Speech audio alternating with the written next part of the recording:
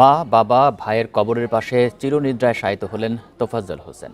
জানাজায় অংশ নেন হাজারো মানুষ। ঢাকা বিশ্ববিদ্যালয়ের মতো জায়গায় এমন ঘটনায় ক্ষুব্ধ এলাকাবাসী। স্বজনদের দাবি, তোফাজ্জলকে মারার আগে ফোনে মুক্তিপণে টাকা চান হত্যাকারীরা। ঢাকা বিশ্ববিদ্যালয়ের ফজলুল হক মুসলিম হলে মারধরের শিকার হয়ে নিহত মাসুদ কামাল তোফাজ্জলের জানাজা সম্পূর্ণ হয়েছে। বরগুনার পাথরঘাটায় জানাজায় অংশ নেন হাজারো মানুষ। জানাজা শেষে পারিবারিক কবরস্থানে মা, বাবা আর ভাইয়ের পাশে দাফন করা হয় তোফাজ্জলকে। স্বজনদের দাবি, তোফাজ্জলকে মারার আগে ফোনে মুক্তিপণের টাকা চান হত্যাকারীরা। ওরা আমার কাছে বলে যে আমার লেবরের বাঁচাইতে চাইলে 2 লক্ষ টাকা দেন, আমরা নাইলে ওরা মারিয়ে ফেলাবো।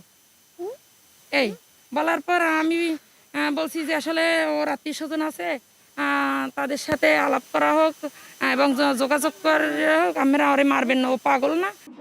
দেশের সর্বোচ্চ বিদ্যাপীঠের শিক্ষার্থীদের এমন নিষ্ঠুরতায় হতবাক স্থানীয়রা। হত্যার দ্রুত বিচার চেয়ে মানববন্ধন করেছেন তারা। আমাদের যারা আত্মীয় স্বজন, আমরা যারা পরিচিত, আমাদেরকে বলে ভাই 5টা টাকা দেন, 10টা টাকা দেন, আমি কিছু খাবো।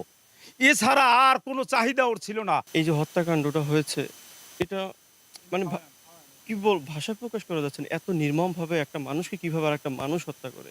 তোফাজ্জল সহ এ জাতীয় যারা নির্যাতনের শিকার, তাদের পিছনে আপনারা শক্তভাবে দাঁড়ান, যাতে আসলে আমাদের সমাজ ব্যবস্থাটা আগের চাইতে অনেক গুণে ভালো হয়। 2016 সালে বাবা আর এর 3 বছর পর মারা যান মা। ভালোবাসার মানুষটির অন্যত্র বিয়ে হওয়ায় 4 বছর আগে মানসিক ভারসাম্য হারিয়ে ফেলেন তোফাজ্জল। গত বছর একমাত্র অভিভাবক বড় ভাইও বিদায় নেন পৃথিবী থেকে। বুধবার রাতে ঢাকা বিশ্ববিদ্যালয়ের ফজলুল হক হলে কয়েকজন শিক্ষার্থী নির্যাতনের শিকার হয়ে মারা যান তোফাজ্জল। Independent news.